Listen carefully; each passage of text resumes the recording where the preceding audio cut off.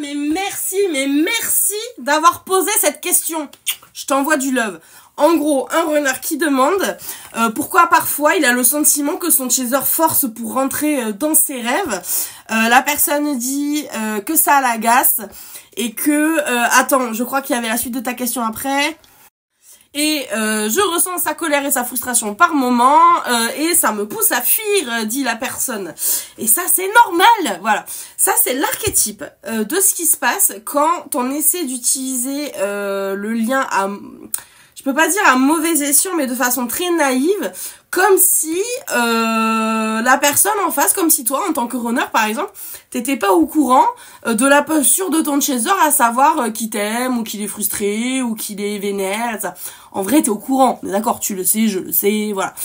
Mais là, en face, t'as un chaser qui dit « Je suis pas sûr qu'il le sache vraiment !» Du coup, je vais vraiment mettre un point d'honneur à ce qu'il le sache. Et là, harcèlement énergétique. Et c'est la merde. Le truc, c'est que le harcèlement énergétique, il est commis régulièrement, mais dans le lien énergie, ça fait légion. Mais ça a rien à voir avec chaser ou runner, ça on s'en tape. C'est commis plutôt par une personne, l'un ou l'autre, on s'en tape, ou pas même parfois les deux. Voilà. Qui clairement a un problème avec le contrôle. Ça veut dire que il n'accepte pas que l'autre puisse avoir un avis différent. C'est un refus de flexibilité. Et comme voilà, la personne reste ancrée sur ses positions comme ça parce qu'elle estime que c'est comme ça que ça devrait se passer et pas autrement et qu'il y a zéro flexibilité, ben on va commencer à taper énergétiquement sur l'autre, juste comme si on voulait lui soutirer à demi-mot le bon d'accord t'as raison. Sauf que ce bon d'accord t'as raison, il a aucune raison de sortir et s'il sort, il est hyper désaligné, il est traumatique, il émane pas du tout d'une place sereine dans laquelle il y a de l'amour pipiou les petits oiseaux quoi. Certainement pas. Donc, dans la majorité des cas, il est effectué souvent par le chaser en début de parcours. Le chaser qui veut vraiment sa réunion parce qu'il a l'intuition que c'est son autre et personne d'autre et que si cette intuition, qui est peut-être la bonne, hein, tu vois, ne se réalise pas tout de suite, parce qu'on ne refuse que ça se passe autrement que tout de suite, eh ben on va commencer à taper sur le runner énergétiquement comme ça, genre « aime-moi, aime-moi ». Et quand le runner dit non plusieurs fois et que le chaser commence à comprendre que ça va pas se passer comme lui il a décidé, selon la temporalité que lui il a décidé, eh ben colère, frustration, tu me fais chier, enfin voilà. Dans tout ce processus, le consentement, en tout cas énergétique, il est à zéro. On a jamais accepté à aucun moment que le runner puisse avoir un avis différent et on s'est jamais posté comme quoi on devrait écouter un peu le runner, ne serait-ce que vraiment, j'insiste, par consentement. Donc si le runner vous dit un certain nombre de fois non, je ne veux pas cette relation avec toi, ça n'est pas votre job que de lui prouver qu'il a tort, c'est votre job de l'écouter, de le prendre au mot. C'est-à-dire que votre runner, il a peut-être d'autres raisons que juste son amour, peut-être où il est un peu perdu. Il a peut-être d'autres raisons pour lesquelles il n'a pas envie de rentrer en relation avec ça. Quand même ça serait juste parce qu'il se sent pas prêt, ça lui appartient. Peut-être qu'il est en train de mytho quand il vous dit qu'il vous aime pas. Peut-être, mais ce mensonge, ça lui appartient aussi. Quand vous essayez de lui soutirer la vérité comme ça, en le tapant énergétiquement dans ses rêves à base de tu vas voir cet amour ou tu vas voir ma colère par rapport à ça, ce que vous essayez de faire, c'est « Ah, tu m'as menti, ben c'est pas grave, du moment que tu dis que j'ai raison, ben ça me va, tu peux mentir. Mais il faut toujours dire à la fin que j'ai raison quand même. » C'est pas du tout aligné, c'est pas un schéma émotionnel sain de personnes qui se font confiance et qui se sentent vraiment en sécurité pour pour exprimer ses sentiments de façon fluide et sereine et solaire et lumineuse. Et par miroir, les runners vont très régulièrement faire usage exactement de la même méthode dans leur propre cheminement de pensée quand ils veulent revenir vers leur chaser qui en face, lui, a fini, au bout d'un certain nombre de tentatives, certes, surtout s'ils ont été butés comme maman, mais qui ont quand même fini par refaire leur vie, se reconstruire ailleurs, et dire de toute façon, si mon runner, il est pas aligné, qui s'exprime pas clairement devant moi, et qui me propose pas concrètement un projet viable, clair, dans lequel j'ai ma place, qui est indubitable, etc., ça ne m'intéresse pas. Bah du coup il y a des runners qui vont faire usage de cette méthode parce qu'ils vont dire ok, comme mon projet il est pas encore ultra ficelé mais que j'ai quand même envie que mon chaser il revienne dans ma vie et que ça se fasse, je vais commencer par le tambouriner énergétiquement comme on détend une escalope milanaise Voilà, on va lui taper dessus comme ça, avec l'énergie, il va finir par devenir un peu mou. Et là, peut-être qu'il sera un peu moins ferme. Il sera moins ferme, et quand je vais revenir, parce que mon projet, ça y est, il sera vraiment ficelé, ben, il sera plus à même de m'accepter, parce que comme il sera tout complètement abruti à force que je lui ai tapé dessus, eh ben, il va m'accepter, comment dire, sans chichi. Il va dire, ah, quoi, Renard, il est là, ok, voilà. Les chasers sont pas des escalopes milanaises. Je pose ça là. Bref. Donc, comme quoi, c'est une erreur que tout le monde va commettre à un moment donné. C'est pas grave. Rentrons en rédemption par rapport à ça. Pardonnons-nous. Mais c'est pas parce que votre autre, par exemple, l'a fait qu'il faut le reproduire. Ok? C'est pas parce que y a quelqu'un qui a été con qu'il faut que c'est une permission d'être con aussi. Projet, je sais pas, idée folle. Voilà. Surtout que dans les deux cas, ça va n'avoir qu'un seul effet, faire fuir l'autre encore plus loin. Ça va être à l'opposé de le détendre, à l'opposé de lui faire conscientiser quoi que ce soit, à l'opposé de l'amadouer, ça ne fait que le dissuader de rentrer dans un contact détendu avec l'autre, dans un contact de confiance. Parce que la méthode est à l'opposé de la confiance. Quand le chaser tape sur son runner comme ça énergétiquement, ce qu'il lui dit c'est « je n'ai pas confiance en toi pour comprendre par toi-même ». Donc du coup, je vais te hurler dessus à un moment donné parce qu'il faut bien que tu comprennes. Donc je vais te gaver d'informations jusqu'à ce que tu vomisses de l'amour. Concrètement, c'est ça. Et c'est exactement aussi ce qui se passe pour les runners qui essaient de taper sur les chasers en fin de parcours, pour les amadouer pour une réunion alors qu'en face ils ont quelqu'un d'un peu un peu encore sec quoi. Mais c'est pas en tapant sur quelqu'un que l'amour, que la tendresse, enfin taper et tendresse, c'est pas deux choses qui vont ensemble. Vous voyez? Donc ce que ça dit de la personne qui pratique cette méthode-là, donc pour toi, ton chaser ou peu importe quel est votre autre, si ça vous concerne vous d'autres personnes, ce que ça dit de la personne, c'est que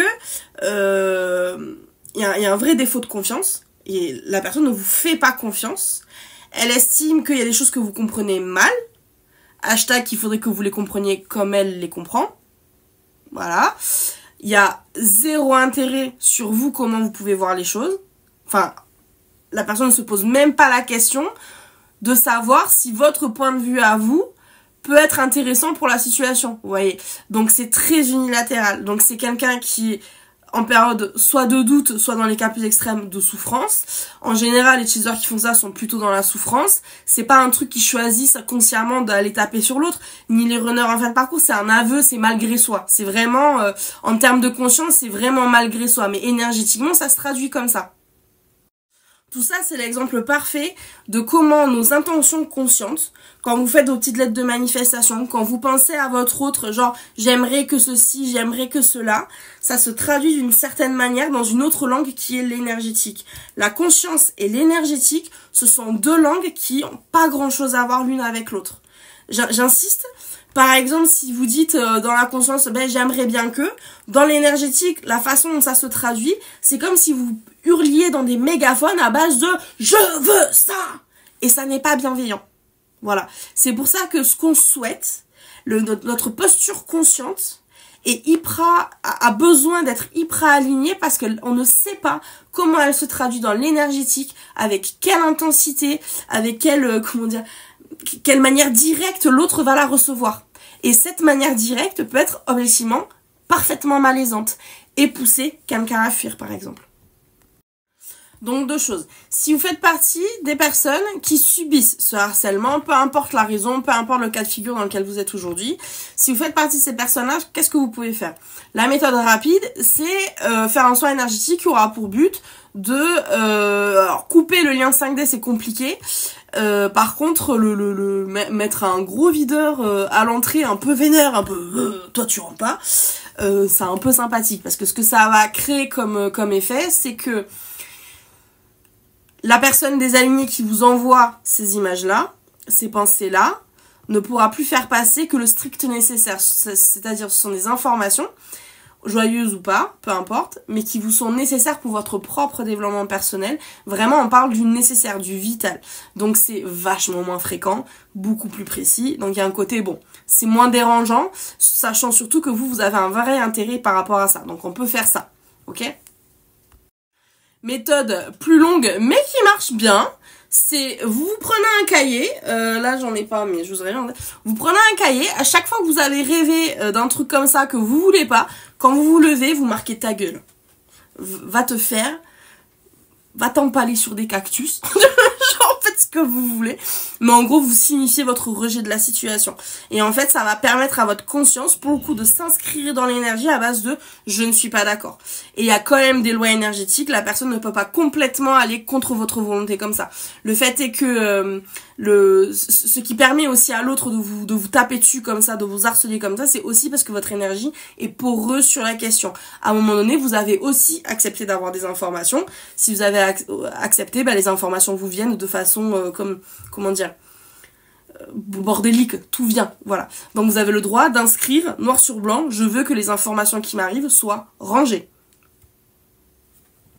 Rien de plus efficace pour ça qu'un ta gueule.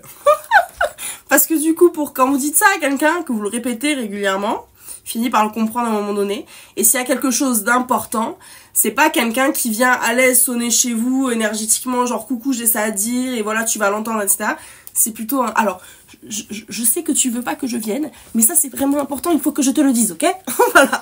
Donc c'est un peu plus respectueux déjà, et quand vous le ressentez, quand ça revient en rêve comme ça, il y a un côté beaucoup moins intrusif. C'est vraiment la question de l'intrusion qui est comme ça, ok? Ça, ce sont deux choses. Si vous faites partie, de l'équipe qui envoie ces informations, arrêtez. Si vous êtes le soir dans votre lit à base, oh, j'aimerais tellement qu'ils reviennent, et qu'on s'aime, et que ça soit comme ça, parce que c'est tellement évident, et que c'est lyrique, et que ça n'arrête pas, et que c'est tous les soirs, et qu'on n'en peut plus. En face, vous n'avez pas du tout quelqu'un qui est en train de se dire, qui est en train de recevoir l'information, tiens, Jean-Mich-Mich est en train de penser à moi, c'est mignon, c'est tendre. Il entend très distinctement un mégaphone lui crier dessus, baiser, baiser, baiser. J'espère que vous avez la référence. Voilà. C'est pas très glam. Voilà. D'où la personne qui fuit. Ça peut être aussi de la colère, de la frustration, mais en vrai, tout ça, c'est la même intention. Donc, ça ne sert à rien. Arrêtez de faire ça. Ça ne va pas détendre votre runner. Ça ne va pas détendre votre chaser qui a refait sa vie. Pour rentrer en contact sain avec quelqu'un, il faut s'exprimer de façon saine et dans le consentement. Donc si vous avez quelqu'un qui vous a très récemment vraiment mis un refus, respectez-le. Si vous êtes en train d'essayer d'amadouer ou de pousser des compréhensions comme ça parce que vous avez envie de retourner au contact ou ce genre de choses, retourner au contact avec un texto, ça va pas être un retour de runner fier comme ça, je suis le masculin sacré, je suis le yang, non, soyez mignon, mais soyez vous-même en fait, envoyez ce texto hyper maladroit, envoyez ce coucou, je me sens comme une merde, mais j'ai besoin de te parler, alors que je sais, ça a été compliqué entre nous, mais envoyez ce texto de coucou, j'ai l'impression d'avoir 10 ans quand je t'écris parce que tu comptes pour moi, machin. Envoyez ce truc maladroit. C'est ce truc maladroit qui va faire que votre chaser, il va vous dire, il est mignon quand même. Il est mignon quand même. C'est pas parce que vous allez le tambouriner tous les soirs oublie pas, je t'en runner quand même, fais pas genre tu peux refaire ta vie, non. Ça marchera pas. À part passer pour une tête de con. Voilà. N'oubliez pas que c'est pas parce que vous êtes FJ que vous pouvez faire l'impasse sur des choses toutes bêtes telles que la communication. Il y a plein de choses qui vont passer par des choses toutes bêtes comme la communication. Et oui, ça peut faire peur, la communication, parce que des fois, il faut mettre son cœur sur la table, il faut mettre son honneur sur la table, son ego sur la table, voilà. Donc, je dis pas que c'est anodin, je dis juste que c'est aussi fondamental que pour votre n'importe quelle autre relation que vous avez sur Terre. C'est pas parce que vous avez que vous êtes FJ, que vous avez cette ligne téléphonique spéciale hashtag la 5D, que c'est open bar dessus non plus. Il faut pas que par la 5D passe autre chose que quelque chose que vous n'auriez pas le courage de lui dire en face via un texto, via un message ou même se dire vraiment de visu. Il faut que vous passiez par la 5D exactement ce que vous êtes capable de lui dire à l'instant même en face à face. Si il y a ce sentiment de ou non mais j'envoie ça parce que je peux pas lui dire, que ce soit en termes d'amour ou en termes de colère, on s'en tape complet. Votre travail effectué, c'est soit je suis bloquée avec ces pensées-là, il faut que je trouve un moyen de les travailler, donc coucou le psy, ou en second réflexe, coucou les soins énergétiques, soit il faut que je travaille à comment j'envoie ce fameux message, cette fameuse communication, cette proposition de se parler face à face, ce genre de choses. Il faut travailler sur ces éléments-là. Le second, il est bien aussi, travailler sur je dis les choses clairement, sans filtre, je m'investis avec honnêteté, avec franchise. Inch'Allah sur ce qui arrive. C'est sexy, franchement c'est sexy, c'est beaucoup plus sexy que je vais lui taper dessus comme une escalope milanaise pour qu'à un moment donné il finisse par faire les compréhensions par lui-même. Hashtag, si je le martyrise assez, il fera le travail que j'ai pas envie de faire. Nul, nul. Mais cette erreur on l'a tous fait, vous inspirez pas de nous, voilà.